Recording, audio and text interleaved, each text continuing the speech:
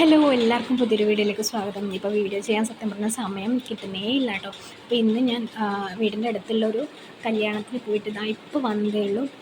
അപ്പോൾ പൊരി വെയിൽ, ഇപ്പം സമയം 1 മണിയായി. നല്ല വെയിലത്ത് പോയിട്ട് ഇങ്ങനെ ക്ഷീണം വന്ന ഒരു അവസ്ഥയിലുള്ളത്. അപ്പോൾ ഇന്ന് നമ്മൾ ഒന്ന് ഗുരുവായൂർ പോകാൻ വേണ്ടിയിട്ട് നിൽക്കുകയാണ്. കാരണം മോള് വന്നിട്ട് ഇപ്പം 3 വർഷമാവാൻ പോകുന്നു. അപ്പം ഞാൻ ഒന്ന് പ്രാർത്ഥിച്ചായിരുന്നു ഗുരുവായൂരപ്പനോട്. അപ്പോൾ ആ ഒരു പ്രാർത്ഥനയ്ക്ക് വേണ്ടിയിട്ടാണ് ഇന്ന് പോകുന്നത് ഗുരുവായൂർ. അപ്പോൾ ഫുൾ ഡീറ്റെയിൽഡായിട്ട് ഞാൻ നിങ്ങളോട് ഷെയർ ചെയ്യുന്നതായിരിക്കും. അപ്പോൾ ഗുരുവായൂരും കാഴ്ചകളും ഒക്കെ കാണിച്ചു തരാം കേട്ടോ നിങ്ങൾക്ക്.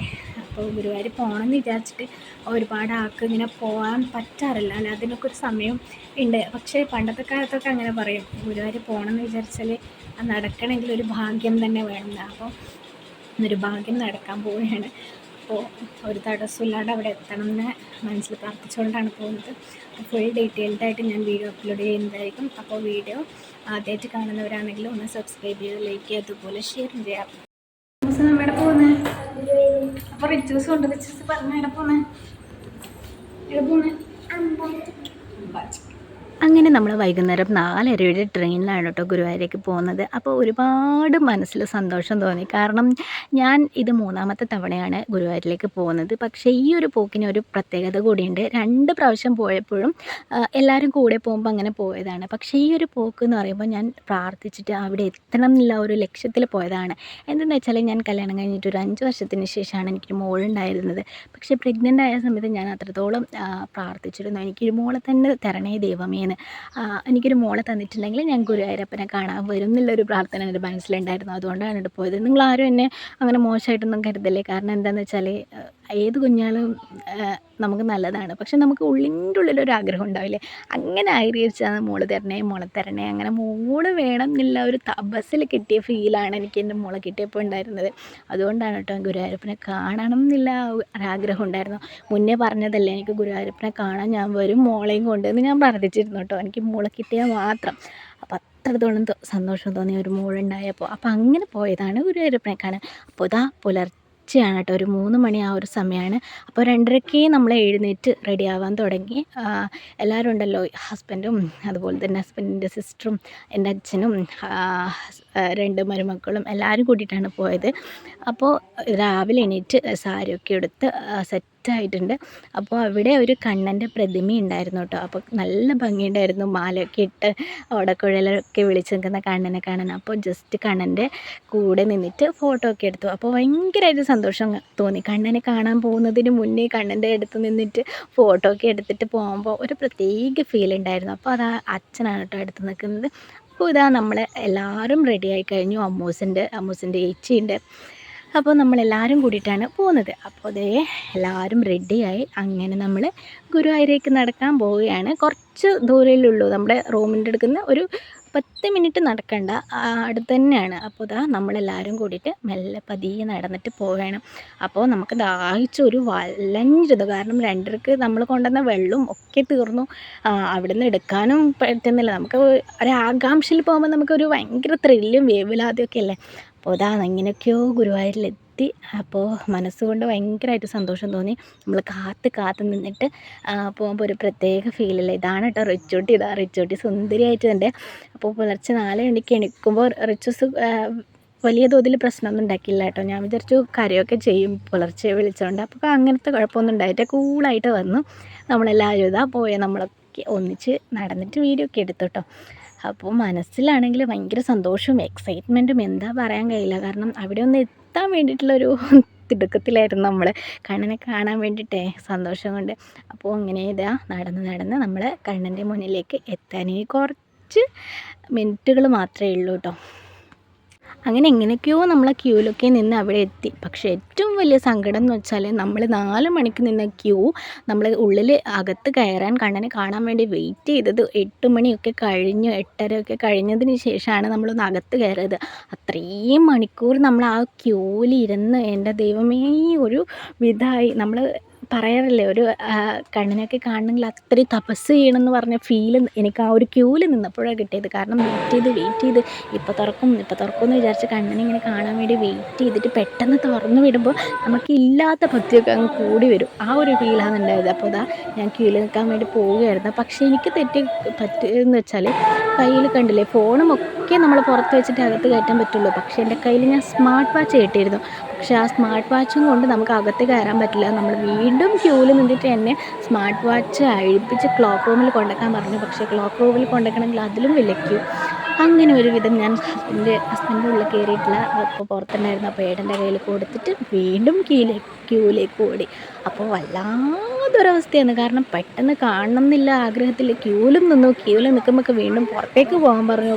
വാച്ച് കൊണ്ടുവയ്ക്കാൻ വാച്ചൊക്കെ കൊണ്ടുവച്ച് വീണ്ടും അകത്ത് കയറിയിട്ട് എങ്ങനെയെങ്കിലും ഉള്ളിൽ കയറാമെന്ന് വിചാരിക്കുമ്പോൾ അതും നടന്നില്ല. കാരണം ക്യൂവിലാണെങ്കിൽ നിന്ന് പോസ്റ്റായിട്ട് 8 മണിയൊക്കെ കഴിഞ്ഞു എന്ന് പറഞ്ഞാലുള്ള അവസ്ഥ നോക്കി. നമ്മൾ 2:30 കണ്ണിനെ കാണാൻ കഴിഞ്ഞതാണ്. എന്നിട്ട് കാണുന്നത് എത്ര മണിക്ക് 8:30 കഴിഞ്ഞതിന് ശേഷം. അപ്പോൾ അത്രയും എക്സൈറ്റ്മെൻറ്റിൽ ഇരുന്നിട്ട് പെട്ടെന്ന് കാണുമ്പോൾ ഒരു ത്രില്ല് തന്നെ തോന്നി. അപ്പോൾ ഇവിടുത്തെ ആനയാണ് കേട്ടോ. അപ്പോൾ ആന അതിലേ നടന്ന് പോകുമ്പോൾ ജസ്റ്റ് വീഡിയോ എടുത്തതായിരുന്നു. നല്ല ഭംഗിയുണ്ടായിരുന്നു കേട്ടോ കാണാൻ വേണ്ടിയിട്ട്. നമ്മളങ്ങനെ ഡെയിലി ഒന്നും ആനനെ കാണൂലല്ലോ. നമ്മളിങ്ങനെ വല്ലപ്പോഴല്ലേ എവിടെയെങ്കിലും ഇങ്ങനെ പോകുമ്പോൾ ആനനെ കാണുള്ളൂ. അപ്പോൾ ആനനെ കണ്ടപ്പോൾ ഭയങ്കരമായിട്ട് സന്തോഷവും അതുപോലെ തന്നെ ഒരു ആകാംക്ഷയൊക്കെ തോന്നി. അപ്പോൾ ഇത് അവിടുത്തെ കുളമാണ് കേട്ടോ. കണ്ണൻ്റെ പ്രതിമ നടുക്കുള്ള ഒരു കുളമാണ്. നല്ല ഭംഗിയുണ്ടായിരുന്നു കുളമൊക്കെ കാണാൻ. ഒരു പ്രത്യേക ശാന്തത അല്ലെങ്കിൽ ഒരു പ്രത്യേക അറ്റ്മോസ്ഫിയർ തോന്നി അവിടെ പോയപ്പോൾ. അപ്പോൾ നല്ല ഭംഗിയുണ്ടായിരുന്നു. അപ്പോൾ അവിടെയാണെങ്കിൽ നിറച്ച് മീനും കുളത്തിൽ കണ്ണൻ്റെ പ്രതിമയെ കണ്ടില്ലേ, ആ ഒരു നടുക്ക് സെൻട്രലായിട്ട് കണ്ണൻ ഇങ്ങനെ ഓടക്കുഴലൊക്കെ വിളിച്ച് നിൽക്കുന്ന ഒരു പ്രതിമയുണ്ട്. അത് കാണുമ്പോൾ തന്നെ മനസ്സിലൊരു സന്തോഷം തോന്നി. അപ്പോൾ അത് ഏച്ചി ഹസ്ബൻഡിൻ്റെ സിസ്റ്ററാണ്, അതുപോലെ തന്നെ 2 മക്കളും. അപ്പോൾ ഇത് ഞാൻ വീണ്ടും സാരിയൊക്കെ മാറ്റിയിട്ട് വീണ്ടും കണ്ണനെ കാണാൻ ഗുരുവായൂരിലേക്ക് നടക്കാൻ വേണ്ടിയിട്ട് പോകുന്നതിന് തൊട്ട് മുന്നേ എടുത്തിട്ടുള്ളതാണ്. എന്തെന്ന് വെച്ചാൽ സാരിയൊക്കെ എടുത്തിട്ട് നമുക്ക് ചന്തയിൽ കൂടെ ഒന്നും ഒരിക്കലും നടക്കുന്നത് ഇതല്ല. കാരണം എന്താ വെച്ചാൽ ഭയങ്കര ബുദ്ധിമുട്ടായിരുന്നു. ചൂടും സാരിയും റിച്ചുവിനും എടുക്കണം, എല്ലാം കൂടി ബുദ്ധിമുട്ടായിരുന്നു. എന്നിട്ട് നമ്മൾ വിചാരിച്ചു ഏതായാലും സാരിയൊക്കെ മാറ്റി ഒരു ഡ്രസ്സൊക്കെ സിമ്പിളായിട്ടുള്ള ഒരു ഡ്രസ്സൊക്കെ ഇട്ടിട്ട് ഒന്ന് ചന്തയിലേക്കിടേക്ക് നടക്കാമെന്ന് വിചാരിച്ചിട്ട് അങ്ങനെ പോവുകയാണ് കേട്ടോ. ഡ്രസ്സൊക്കെ മാറ്റിയിട്ട് അങ്ങനെ ഇത് റിച്ചൂസും അമ്മൂസും അഞ്ജനിയും ഏച്ചിയും എല്ലാവരും കൂടിയിട്ട് എൻ്റെ അച്ഛനും എല്ലാവരും കൂടിയിട്ടാണ് വീണ്ടും പോകുന്നത് കേട്ടോ. അപ്പോൾ വീണ്ടും പോയിട്ട് ചന്തയിലൊക്കെ ഇങ്ങനെ കറങ്ങി. ഒരുപാട് ചന്തയുണ്ടായിരുന്നു, നല്ല ഭംഗിയുണ്ടായിരുന്നു, എല്ലാ സാധനവും എടുക്കണമെന്നുണ്ടായിരുന്നു. പക്ഷേ എന്ത് പറയാനാ, അവിടെയാണെങ്കിൽ നമ്മുടെ നാട്ടിനെക്കാട്ടിയും എന്തായാലും 10 രൂപ 20 രൂപയൊക്കെ അധികമാണ് കേട്ടോ. നമ്മളെ നാട്ടിൽ 50 രൂപയുടെ ചോറാണെങ്കിൽ നമ്മുടെ ഗുരുവായൂരിലെത്തണമെങ്കിൽ 30 രൂപയും 20 രൂപയിലും എക്സ്ട്രാ അവർ ആഡ് ചെയ്തിട്ടുണ്ട്. അപ്പോൾ അത്രയും പൈസ അധികമാണ്. അതുകൊണ്ട് ഒരുപാട് സാധനങ്ങളൊന്നും വാങ്ങിയില്ല.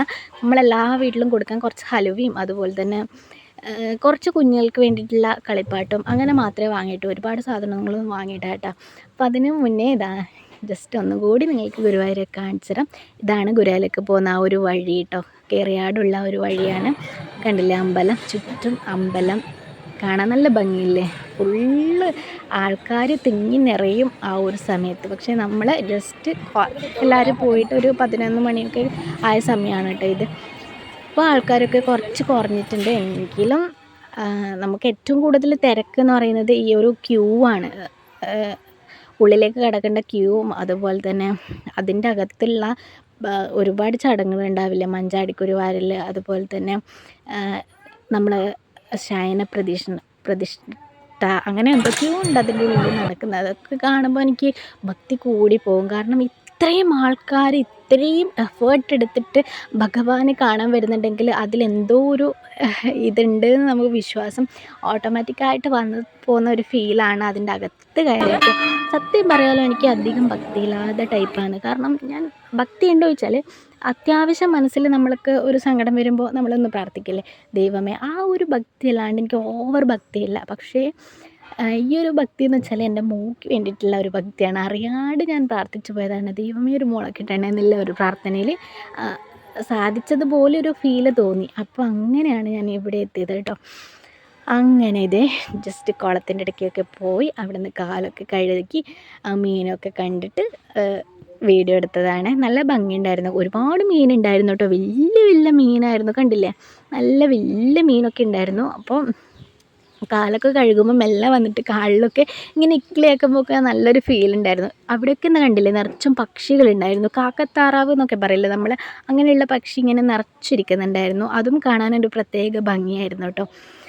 അങ്ങനെ ദാ നമ്മൾ വീഡിയോ ഒക്കെ എടുത്ത് അവിടെ നിന്നും മാറുകയാണ്. അച്ഛനൊക്കെ ഉണ്ട്. അച്ഛനൊക്കെ ഇതാ ഇവിടെ നിന്നിട്ട് കുളമൊക്കെ നോക്കുന്നു. അതിൻ്റെ അടുക്ക ഒരു മരമുണ്ട്, ആൽമരം പോലെയുള്ളൊരു മരമാണ് കേട്ടോ. അവിടെ നിന്നിട്ടും അതുപോലെ തന്നെ ചുമരിലൊക്കെ ഭിത്തിയിലൊക്കെ ഇങ്ങനെ പിക്ചേഴ്സൊക്കെ ഉണ്ട്, കണ്ണൻ്റെയും അങ്ങനെ ഒരുപാട് പിക്ചേഴ്സൊക്കെ ഉണ്ട്. അതിൻ്റെ ഒക്കെ അടുത്ത് നിന്നിട്ട് വീഡിയോസൊക്കെ എടുത്തു. പിന്നെ നമ്മളിങ്ങനെ ചന്തയിലേക്ക് കയറി കേട്ടോ. ഒരുപാട് സാധനം വാങ്ങിയില്ല പറഞ്ഞു, എങ്കിലും എൻ്റെ വീട്ടിലേക്ക് കണ്ണൻ്റെ പ്രതിമയും അങ്ങനെ കുറച്ച് ഫോട്ടോസൊക്കെ വാങ്ങി, കുറച്ച് മാല അങ്ങനെയൊക്കെ വാങ്ങിയിട്ട് നമ്മൾ വീണ്ടും ട്രെയിനിലേക്ക് കയറിയിട്ടാ. അപ്പോൾ ട്രെയിനിൽ കയറിയ അവസ്ഥയൊന്നും ഇപ്പോൾ ഈ ഒരു വീഡിയോയിലൂടെ നിങ്ങളോട് ഷെയർ ചെയ്യാൻ പറ്റുന്ന അവസ്ഥയില്ല. കാരണം എങ്ങനെയല്ലോ ഒന്ന് ഓടി ചാടി, കാരണം 1:10 ട്രെയിനിലാണ് നമുക്ക് വരേണ്ടത്. അപ്പോൾ നമ്മൾ എങ്ങനെയല്ലോ ഓടി ചാടി ബസ്സൊക്കെ ഓടിപ്പിടിച്ച് അങ്ങനെ നമ്മളിതാ ട്രെയിനൊക്കെ കിട്ടി സെറ്റായി. അങ്ങനെ ലാസ്റ്റ് നമ്മളിതാ ഗുരുവായൂരിൽ പയ്യന്നൂർ ഇറങ്ങി. അപ്പോൾ ഇതാ നമ്മൾ ട്രെയിൻ പോവുകയാണ് കേട്ടോ. നമ്മൾ ഇറങ്ങിയിട്ടുള്ള ട്രെയിൻ ഇതാ പോവുകയാണ്.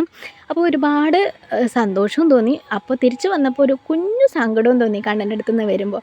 അപ്പോൾ വീഡിയോ എങ്ങനെയുണ്ട്? അപ്പോൾ ഒരുപാട് കാര്യങ്ങൾ എനിക്ക് പറയണമെന്നുണ്ടായിരുന്നു, പക്ഷേ എല്ലാം പറയാൻ കഴിയില്ല. വീണ്ടും മറ്റൊരു വീഡിയോ ആയിട്ട് കാണാം. അതുവരേക്കും take care, Tata, bye bye.